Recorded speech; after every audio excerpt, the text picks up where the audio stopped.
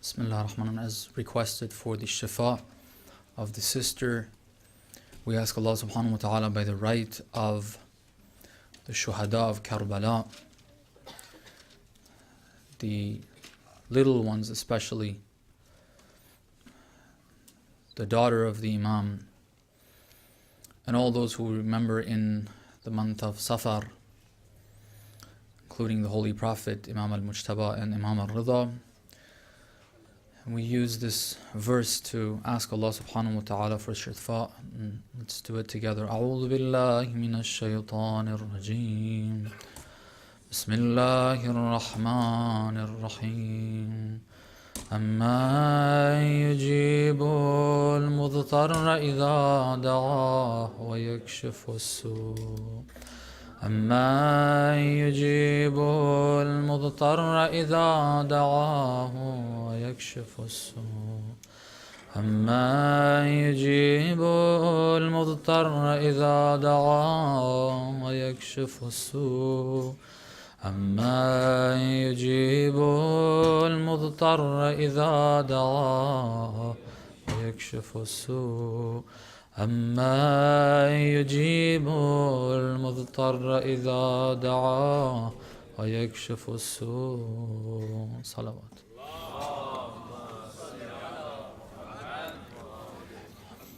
بسم الله الرحمن الرحيم الحمد لله رب العالمين وصلى الله على سيدنا ونبينا وحبيب قلوبنا وطبيب نفوسنا وشفيع ذنوبنا أبي القاسم المصطفى محمد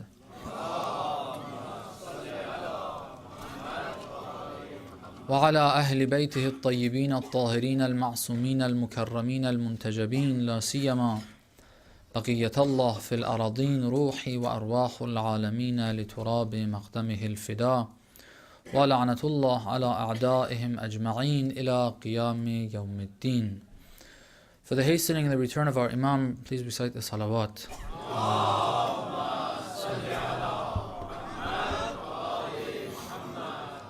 For his well-being and good health, recite the second one louder.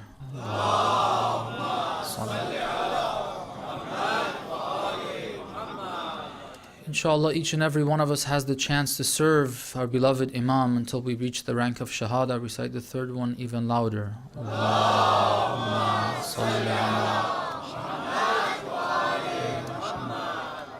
I'd like to express my condolences on this night, the night of Arba'een, the night that in the morning of which, according to certain reports, the Ahlul Bayt of Sayyidul Shuhada Salamullah alayh arrived in Karbala, and we can just imagine what a painful scene that must have been for them to see and remember the memories that they left with from this area and these plains of Karbala. We'd like to express our condolences to the Imam of our time, inshallah. Before I continue on the topic that we've been discussing, I would like to thank the young ones, especially tonight, for the beautiful recitation of the Quran and the beautiful piece that was written. I don't know if the brother did that piece himself or he got help, whichever it was. I'm sure that recitation and the reading of that literature that he had put together was something that I think it was one of the most beautiful pieces that I have read, and I hope this continues and the new generation becomes part of this culture to introduce these beautiful concepts in the English language and express them in that way, inshallah. Another thing that I'd like to say before I continue is that I want to thank some of the sisters that I know of, and maybe there were some brothers as well. There was only one sister that contacted myself, but there may have been some brothers that didn't contact me directly. Maybe I look a little scary and they didn't want to contact me and express their concerns about what was said last night. And maybe there were more sisters that felt like they need to get involved and to relay their concerns about what was said. And the reason why I genuinely thank these individuals, because we said that our objective, number one, is to get people to think. We want to raise understanding. We want to look at this, think about it, contemplate, and inshallah be able to progress in our intellectual endeavor to understand the Ahlul Bayt better and better and better, inshallah, because we need to learn from them. And also because as we mentioned, we don't like this idea that whoever comes says whatever and then they leave and nothing happens. If we really think that what is being said is problematic, then it's good to raise concerns.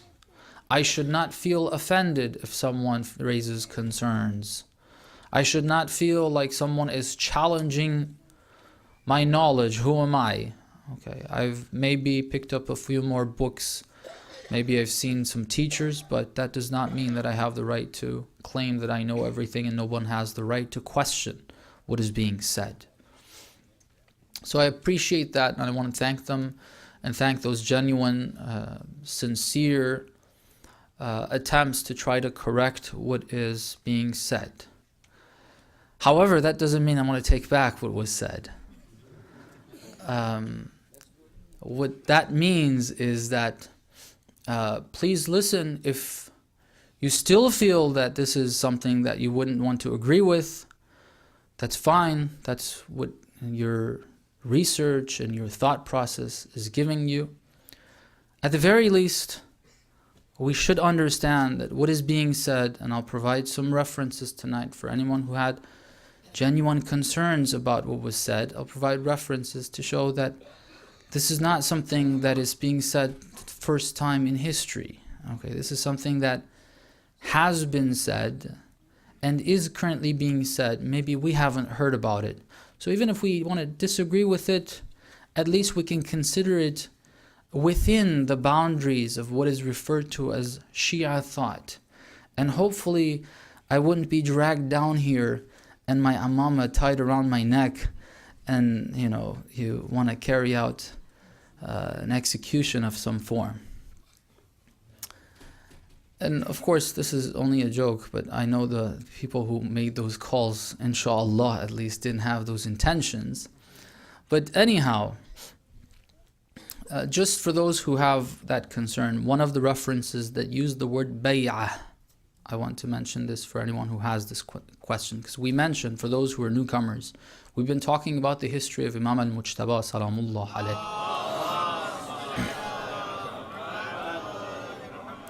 with the intention and the objective to learn from that for today, not just to learn that history, not just to know what the views are, but very importantly to learn exactly what happened and why it happened, so that we learn what to do today. We learn from the mistakes of the previous nations, the same way that Allah subhanahu wa ta'ala mentions the stories of previous nations in the Holy Quran. So we learn from their shortcomings and what they did to their prophets. We need to look at the history of the Ahlul Bayt and learn from the shortcomings of the people and what decisions they made, and learn not to do that. And then look at what the Ahlul Bayt did and learn from that as principle. Okay. What we mentioned was, we described the scene in which the Imam was put in. Approximately 6 months. We said there's different figures. Okay, some people have given figures that are more than 6 months. Approximately 6 months, give or take, was the amount of time that the Imam had authority and had government, after which he had to accept something that some like to refer to as a truce. Others would like to refer to it as a peace treaty. Others would like to use the Arabic word sulh.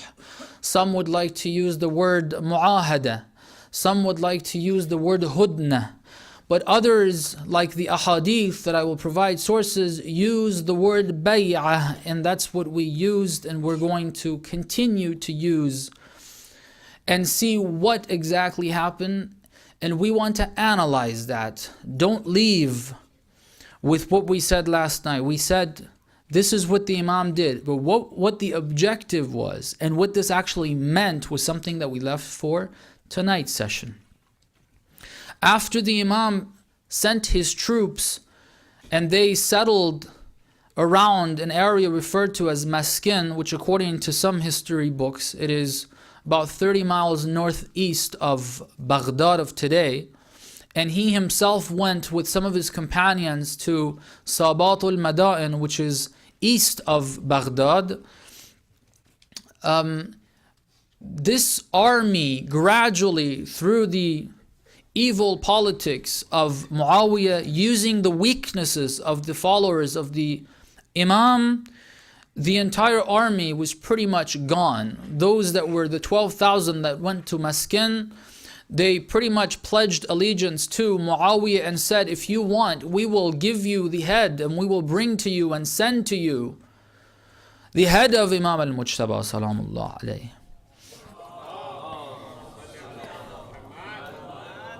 And the ones that were with the Imam in Sabat, after the Imam gave a talk that he suggested, he alluded to the idea that maybe this is not going to end in war and them fighting Muawiyah, they did two things. They attacked the Imam while he was praying, and they pushed him or pulled the rug from beneath his feet and made him fall. They made that disrespectful remark to the Imam. And another went further to stab the Imam in the thigh until the knife reached the bone, and that was a very deep cut that the Imam had to rest to recover from. Okay, this is the situation, and he receives news of what's going on with the other part of the army. Let's remember that the Imam from the beginning was reluctant to bring the troops together to fight Muawiyah. Even when his own people suggested that we do that, he was still reluctant. He started writing letters. He allowed Muawiyah to move forward. We got all of that in mind? Just remind us, because we explained in more detail in previous nights about this whole scene. In this scene, the Imam decides that he is going to end this and he's not going to fight Muawiyah any longer. Muawiyah calls a meeting. After the Imam says, he sends a letter and says, these are my conditions, I'm willing to give up. Okay. I'm willing to give up. These are my conditions, however. About what the specifics are, there are different versions that have been mentioned. Each of them has got a very important reason why it might have been there. That's besides the point, at this point at least. He said, these are my conditions. According to some accounts, they went back and forth in letters. First, Muawiyah didn't want to accept certain ones, according to some of the reports and accounts that we have. And then the Imam insisted and said, look, I'm going to continue fighting you if you don't agree to this. In that time, or at that time, they say Muawiyah sent a blank piece of paper, as we would call it today, although it's not exactly what we would refer to as paper today. He sent him something to write on. And he sent it with apparently his signature, but it was a blank sheet, and said, whatever you want to write on it, go ahead, I agree to whatever you want. Okay. And both the Imam knew and Muawiyah knew this was not actually going to happen. Okay. It's not like the Imam did not know that Muawiyah is not going to keep his word. Okay. It was clear, very clear, that this was not something that Muawiyah really wanted. Okay. So he agreed to that. Then he came. There are two different accounts about where this happened. Either outside of Kufa, Muawiyah came down south, further down south. Outside of Kufa, they had a camp where they did this. Or, according to some other accounts, it was in Sham that he sent and brought Imam al-Mujtaba, Imam al-Hussein as well, along with Qais ibn Sa'd ibn Ubadah. For those who were here last night, they know who that is. These three individuals and some others, but these were the main figures, they were called over there. And in the meeting, this is the account, we have a few reports on this, and I'll give you the reference for it. It says that these are the words of not just some historian. This is attributed to Imam As-Sadiq or Imam Al-Baqir. I forget exactly which one of the Imams it is. In the book that is known as, it's commonly known as Rijalul Kashi, but otherwise known as Ikhtiyaru Ma'rifat al-Rijal of Al-Kashi. It's a long story what this book is, but it's someone who lived during the time approximately of the minor occultation. All right, it's a scholar of that time. And he has compiled this book of hadith about the different transmitters of hadith, about the different companions. Under the entry where he discusses Qais ibn Sa'd ibn Ubadah, he mentions two hadith. Okay. Those hadith suggest the following that I mentioned. Muawiyah calls on, they've already made the agreement what the conditions are. Now Muawiyah calls, these are the words of the Imam. Muawiyah calls Imam al-Mujtaba, he says, Qum fabayya, stand and do bay'ah, whatever you want to translate that as. Usually they translate bay'ah as allegiance. We'll discuss what this is. He said, Qum fabayya. Then he says, فَقَامَ فَبَايَعَ. Imam al-Mujtaba went forward. They shook hands, which is that form of bay'ah, whatever you want to call it in English. Then he called upon Imam al-Hussein, the one who mentioned that the likes of you, referring to Yazid, or the likes of myself, will never pledge allegiance to the likes of you, referring to Yazid. This same beloved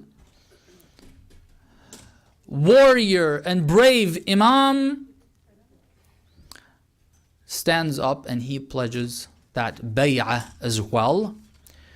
And then interestingly, Qais ibn Sa'd ibn Ubadah, which was the head of the police force of today, we would call it, it was called Shurtatul Khamis, the police force of that time. He was the head of the police department of Amirul Mu'mineen and then later on of Imam al-Mujtaba.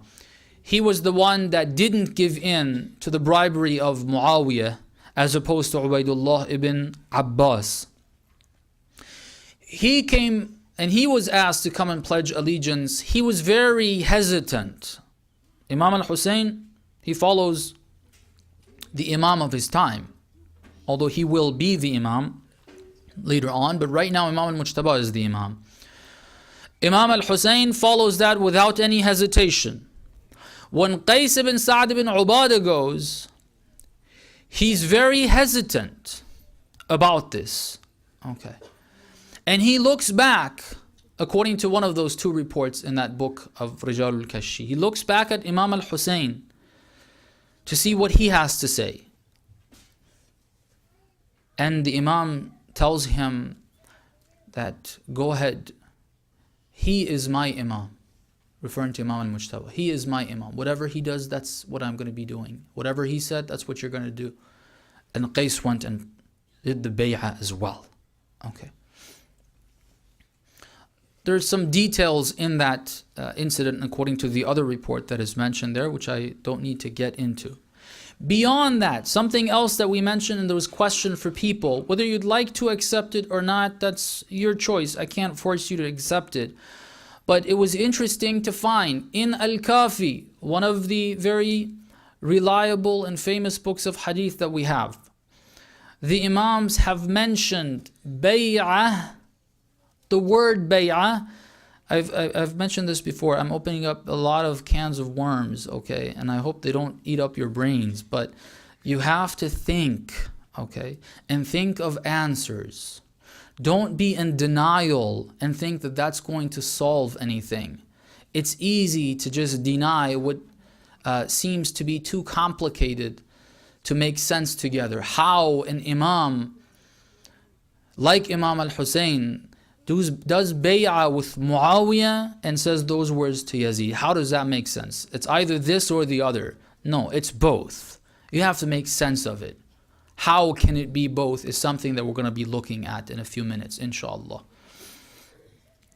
But with regards to Amirul Mu'mineen, salamullah alayh. You don't want to recite salawat?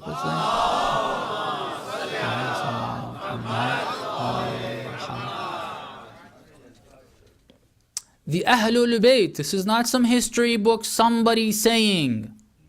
Okay. It's reported that the Ahlul Bayt, the A'imma, have said that Amirul Mu'mineen baya'a, did bay'ah. Okay. Did he accept the Khilafah? Did he approve of it? Is it justified? Is it legitimate? Absolutely not. Let's not get confused here. Okay. Not for a second was that legitimate, the government of anyone except for someone that Allah subhanahu wa ta'ala has appointed.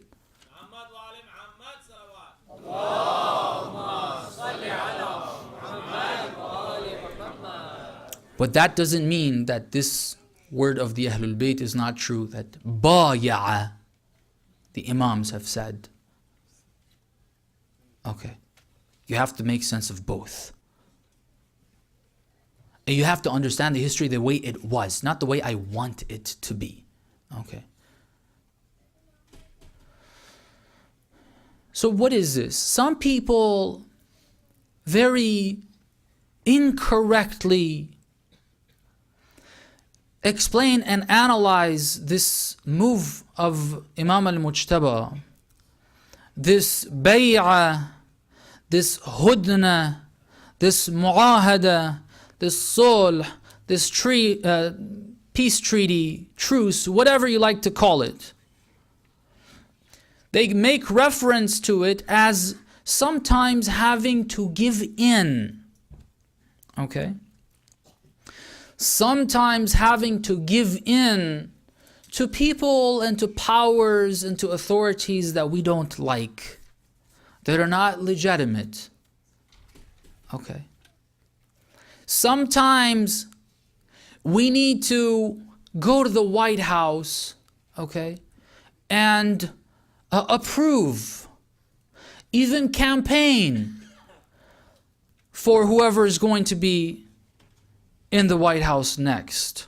All right, we don't, yeah, it's not an Islamic system, but sometimes we need to do that.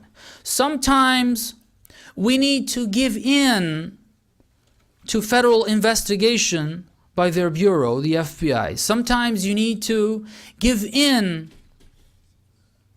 to even becoming an informant on your own people. Why? Well, Imam al-Mujtaba did it too. And we get to do it. Okay. This is a completely wrong image of what Imam al-Mujtaba did. Okay. Imam al-Mujtaba salamullah alayhi is no less brave than Imam al-Hussein salamullah alayhi. This move of the Imam was the bravest move that he could have made. Let's look at the situation. With the scenario that you see, the Imam has one of two options. First option, not give in. Would people say, oh, like Imam al-Hussein, we're not going to pledge allegiance here. This is the first option. Let's look at this option and see if it's something that is worthy, if it's a brave decision to make. The end of this option would have been the following. Imam al-Mujtaba, Imam al-Hussein, all the companions of these two beloved Imams, all of the real Shias of that time would have been killed. Okay. Who would have killed them? You might think, oh, the same way that the blood of Imam al-Hussein saved Islam, this would have saved Islam. No. This would not have. First of all, it would have killed both Imams together. Okay. It's not like the story of Karbala. It couldn't be like with an illness, Imam al-Hussein could have been saved. It couldn't have been. Okay.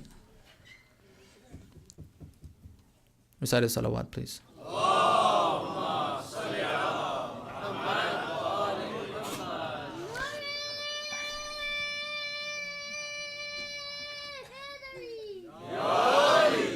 Ahsant. Even if the Imam was in the most ill status, if he was even in a coma, they would have come and they would have brutally killed the Imam. Okay.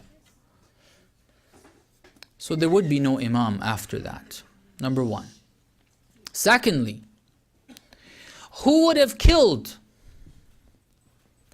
In this situation, remember the letters that were sent by the very companions of Imam al-Mujtaba that said to Muawiyah, we are willing to give you the head of Imam al-Mujtaba. Okay. Muawiyah, in this conflict, there's two sides here.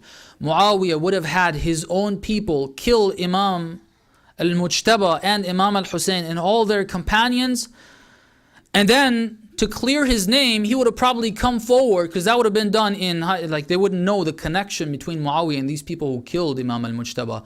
He would have come over there to Kufa, boo-hoo, they killed the Khalifa or the son of the Khalifa. He would have killed all those who were involved with the killing of Imam al-Mujtaba and Imam al-Hussein. And end of story. Everything is done, finished. There would be no Islam. You know the campaign Muawiyah had against Islam, against the Holy Prophet, against Amirul Mu'mineen after this incident, or even before it, but it was only in Sham. If he was able to remove these people from the scene, then there would be no other influence. There would be zero Islam today. Not even a diverted Islam. There would be zero Islam today, because that was their objective. They didn't even want the name of Islam to remain. Okay. Imam al-Mujtaba realized that this death, okay, now let's look at it. This is how Muawiyah is looking at it and what he's going to do. For the Imam, I ask you a question. How difficult is it for the Imam to lose his life? How difficult is it? For the Imam, we have this hadith that says, Ad-dunya sijnul mu'min. Okay.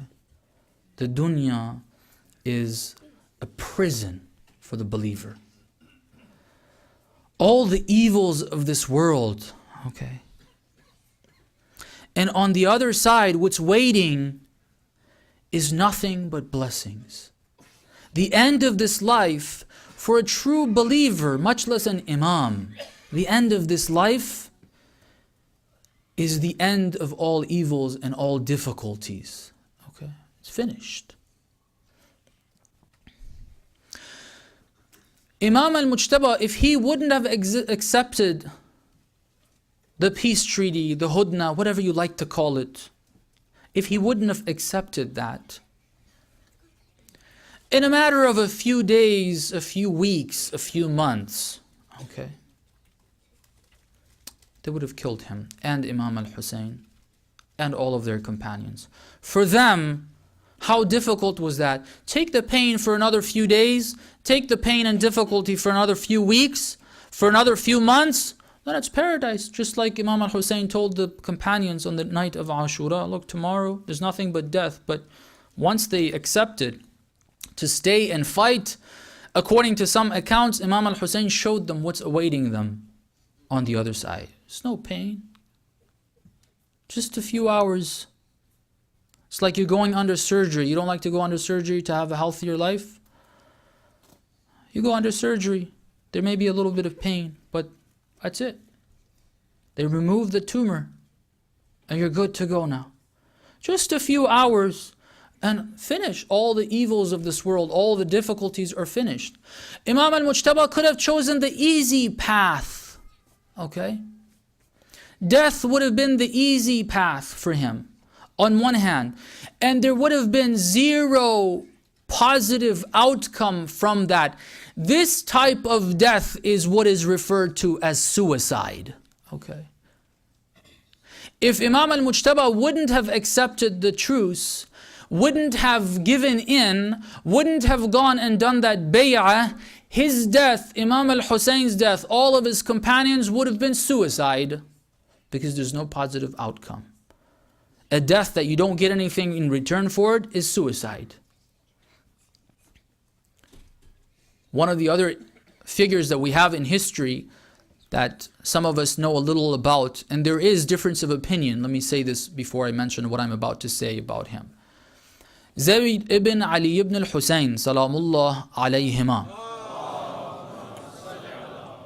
There are different reports about how the Ahlul Bayt dealt with him. I don't want to give a final analysis of whether he was approved of or to what extent, because we have varying ahadith regarding him. Okay. Some admire him to a great extent and try to justify the other ahadith that say things about him that are not so favorable. And others kind of balance it out in a different way. But what we do have from Imam As-Sadiq salamullah alayhi, which was the Imam of that time,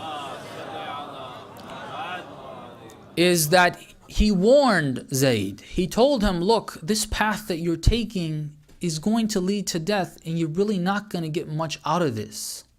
Okay?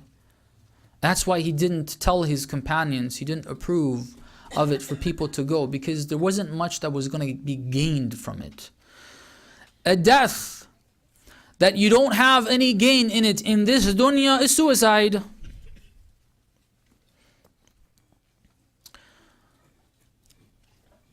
The Imam didn't accept this option. He took the more difficult option. You think that living is the easier route. It's because the way we look at this. It's because the way we view this decision of the Imam. It's because we think of that peace treaty the way we view giving in. Okay. You know what this did to Imam al-Mujtaba? You know what accepting that bay'ah did to Imam al-Mujtaba? What it made it do to Imam al-Mujtaba is his close companions coming to him and calling him Ya Mudhill al-Awliya. Okay? The worst thing you can do, okay, the most painful thing you can do, if somebody comes and slaps me, then apologizes, okay, and we hug and the end of story, that's one thing. The apologies is going to really, finish that encounter. But if you call someone that through his peace treaty has saved your life, and then you come and call this man Ya Mudhill al-Awliya, that's very painful. Okay? It's very painful that people look down upon you and think that you're a loser. Okay? They think that you gave up and you shouldn't have. And he did this according to the ahadith to save the Shia, and I'm about to explain how this strategy, completely contrary to what we see this, that bay'ah of the Imam is not only not the approval of the tyranny and the injustices of Muawiyah, it is the means through which Imam al-Mujtaba started outrooting the Umayyad dynasty with that bay'ah. Okay. Muawiyah thought he's clever. Okay. Muawiyah thought through this treaty he's going to not have the blood of Imam al-Mujtaba on his hand. Okay. The grandson of the Holy Prophet. He's not going to have that blood. He didn't want it. Okay. Because that would have been something that was difficult to remove and from his name, the blood and its association with him. He didn't want that. That's why he was pushing. He wanted an easy victory. Okay? He had this fear that if the companions of the Imam come together, they will be able to create a force that will destroy him. Remember the Battle of Siffin. The numbers of Muawiyah's troops outnumbered the numbers of Imam Ali or Amir al-Mu'mineen's troops. But they did destroy the troops of Muawiyah. They played a trick. If it wasn't for that trick and the followers of Amir al-Mu'mineen giving in, they had destroyed the troops of Muawiyah. Muawiyah knew that. Okay. He wanted this fighting to stop. He thought this is a very clever strategy.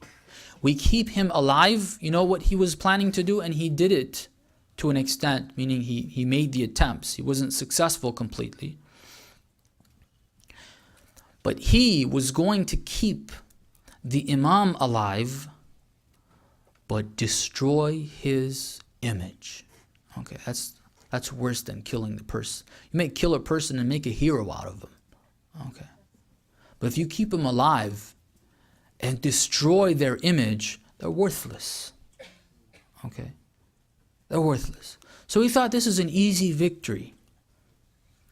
But Imam al-Mujtaba salamullah alayhi made this decision that instead of him and his companions and Imam al-Hussein getting killed and the movement against injustice finishing off at that point, he used the bay'ah to continue the fight and the war against injustice through that bay'ah. We're not going to have time for this. I'm just going to put this in there so we can try to allow it to soak in. Think about it, try to read up, see if you can find any information on this. We never discuss what Imam al-Mujtaba did after the peace treaty. Okay? It's 10 years. It's 10 years. And have you ever asked the question, why did Muawiyah end up through proxies killing Imam al-Mujtaba? Why? He didn't want that blood on his hands. Imam al-Mujtaba must have done something during these 10 years that made Muawiyah have to come and kill him. Okay? And that's what Imam al-Mujtaba did. Imam al-Mujtaba created an underground resistance movement against Muawiyah because he realized the foundations of having a government, an Islamic government at that stage, which requires the support of the people, that foundation is not there. He needs to build it from the foundation up again. Okay? And that's what he did. In secrecy. There's an account, because many of the people from Kufa, they would go and they would raise their concerns with the Imam. Why the heck did we do this? Why did you do this? Sometimes in a very disrespectful manner. Okay. As I said, this is pain. The Imam had to go through pain for this. A lot more pain than the pain of swords. A lot more pain than that. They would come to him and speak to him. A lot of times he was silent. He didn't tell them the reason. Some of the conversations that they have are very painful. The Imam mentions the example of Khidr. He says, look, you guys aren't understanding the reason. Just like Musa was not understanding the reason why Khidr was doing things, you guys aren't understanding the hikmah behind it. And you're condemning me because you don't understand the hikmah behind it. And you know, today, we have pictured history in a different way. We haven't pictured what the Imam actually did. That's why we don't go through that trouble. If you picture Imam al-Mujtaba actually shaking hands with Muawiyah, then you and I, okay, many of us would say and make some of the comments that were made. Okay? We would make the comments, oh, that's not my Imam. My Imam wouldn't shake hands with Muawiyah. Just hearing that, you can't accept it. Imagine being there and seeing it. So what type of a feeling would you get? Okay. In this one account, Sulaiman ibn Surad al-Khaza'i or al-Khuza'i, I've heard different pronunciations of that last name, if we can call it that. They go to Medina and they have this meeting with the Imam. They meet up with him and they raise their concerns again that, we shouldn't be doing this. We said a salawat.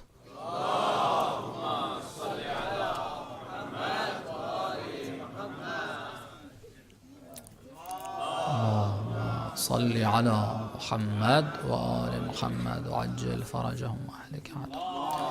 سلام عليكم family.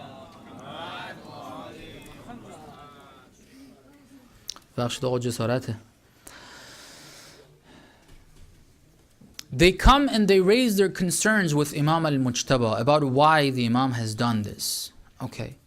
Sometimes the Imam would comment in this way that, what do you know, maybe there is a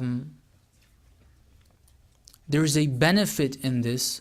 وَمَتَاعٌ إِلَى حِينٍ. And these people are just, benefiting from the material world, referring to Muawiyah and, his people. Maybe they are benefiting from in this world for a short period of time. These are references that are made that are political codes. Okay, political codes. It says in this particular meeting, they raised their concerns. Imam asked Sulaiman to go in a private room and to discuss something. They say Sulaiman went in that private room, Imam al-Mujtaba and Sulaiman, no one's around. He mentions certain things. Sulaiman comes out, he is convinced, but he does not speak a word with anyone.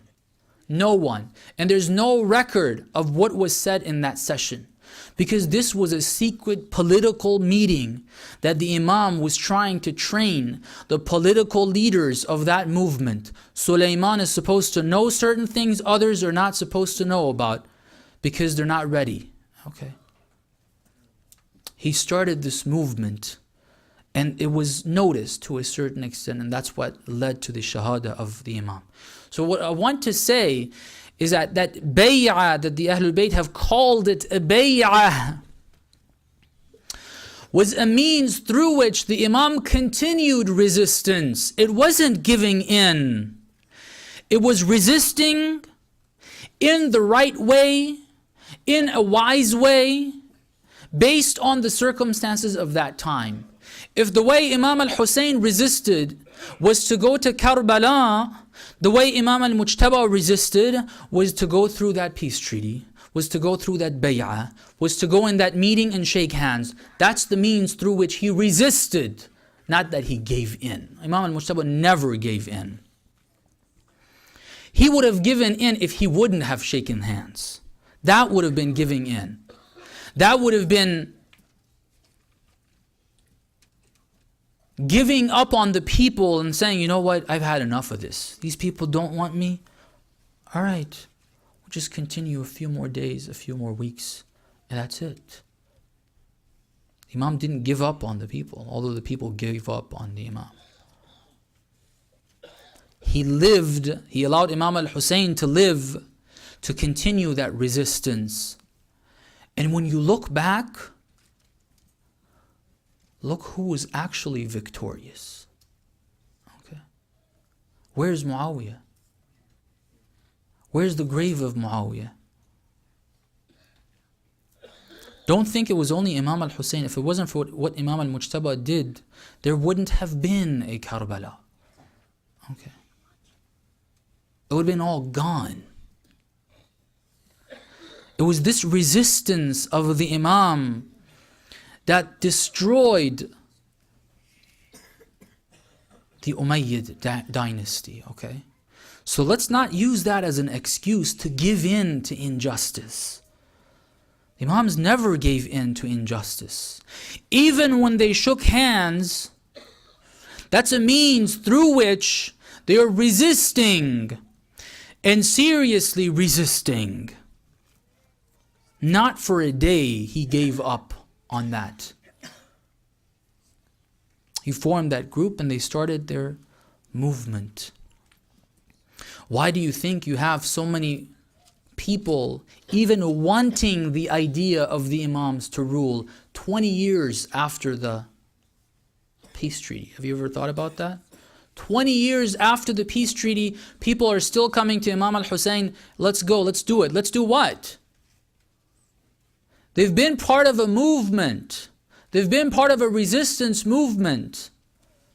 They're still waiting for this thing to happen. That's why they come and they ask. Of course, there's reason, there's analysis trying to analyze why, if that's the case, then why did Karbala end the way it is? If these people were preparing, then why didn't they move towards victory? That's another long story and another long analysis of what happened there.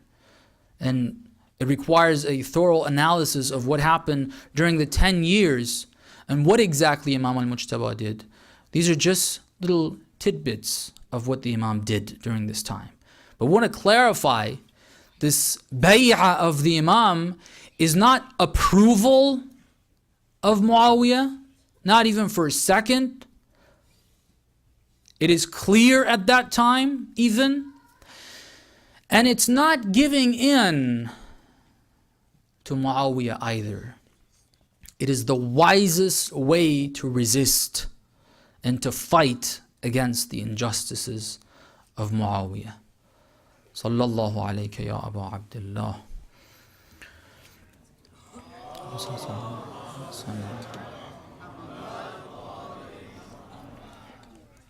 Sallallahu alaykum ya Ahl Bayt al-Nubuwwah وموضع الرسالة ومختلف الملائكة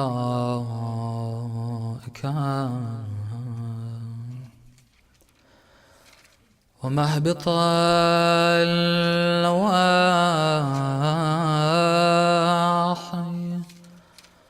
وخزان العلم ومنتهى الحلم.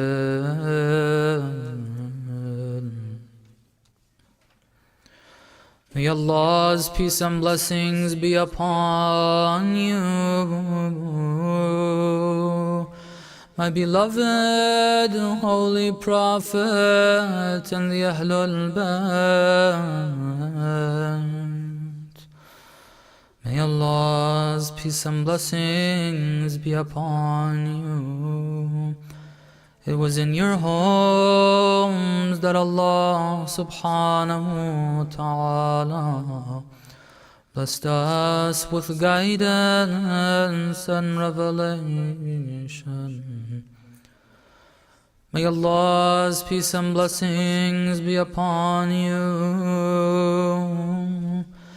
Angels descend upon you day in and day out, seeking permission before entering upon you. Sallallahu alayka ya Aba Abdullah. Sallallahu alayka ya Madhlub.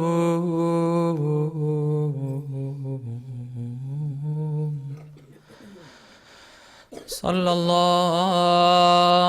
alayka ayyuha ash-shaheed bi Karbala atshana. May Allah's peace and blessings be upon you, my beloved Imam al-Hasan. May Allah's peace and blessings be upon you, my beloved oppressed Imam, the Imam that was slaughtered by the shores of the Euphrates while his mouth was dry of thirst. Sallallahu alayhi Let's try to picture the Ahlul Bayt walking the last few steps, probably when arriving at Karbala, rushing off from their camels,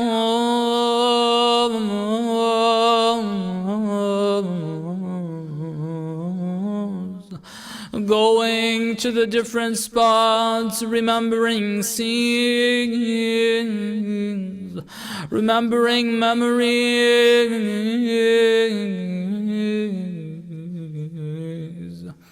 remembering their loved ones. Just imagine the conversations they would have with the shuhada in Karbala.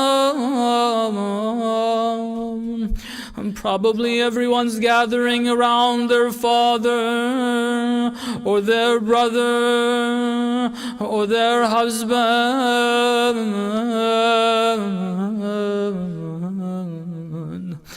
I wonder who goes over to the grave of Abu al-Fadl al-Abbas, who remembers Abu al-Fadl al-Abbas. I don't know if this is recorded in history books, but maybe if there were any children left that were alive, maybe they went to the grave of Abu al-Fadl al-Abbas, remembering the brave uncle that went to bring them water, but never returned. Sallallahu alaykum. But one scene that there may be remembering, the lady Zainab salamullahi alayha, aqilatu bani Hashim, ummul masa'ib, with all the pains and difficulties.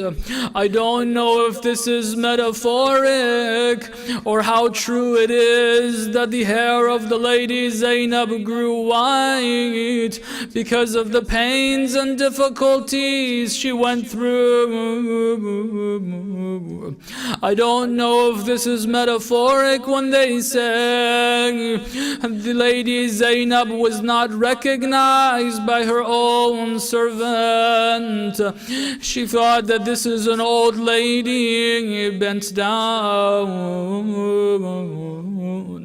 Arriving to Karbala, if you see where the grave of Abu Abdullah al-Hussein is, when she went to visit that grave, if you stand there in a very close distance, you see Tallu Zainabiyya, memories start to come back.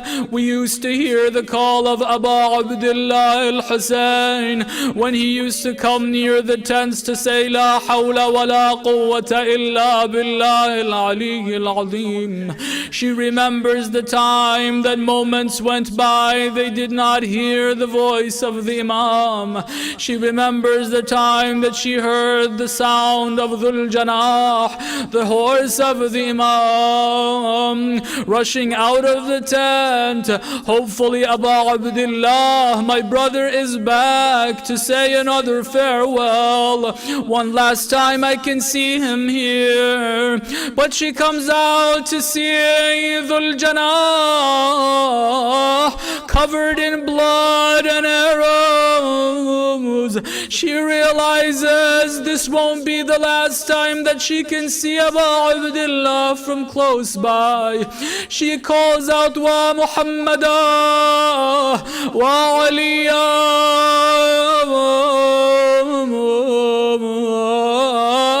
running imagine the Mudtar lady Zainab in search of some elevation to be able to see what's going on. She finds Tallu Zainabiyya to go up above Tallu Zainabiyya, and right before her eyes was Shibru Jalisun ala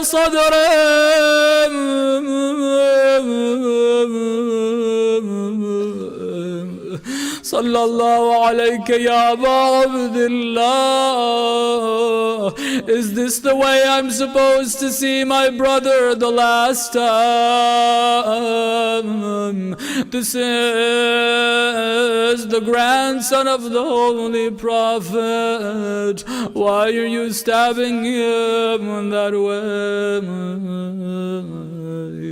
ألا لعنة الله على القوم الظالمين وسيعلم الذين ظلموا أي منقلب ينقلبون.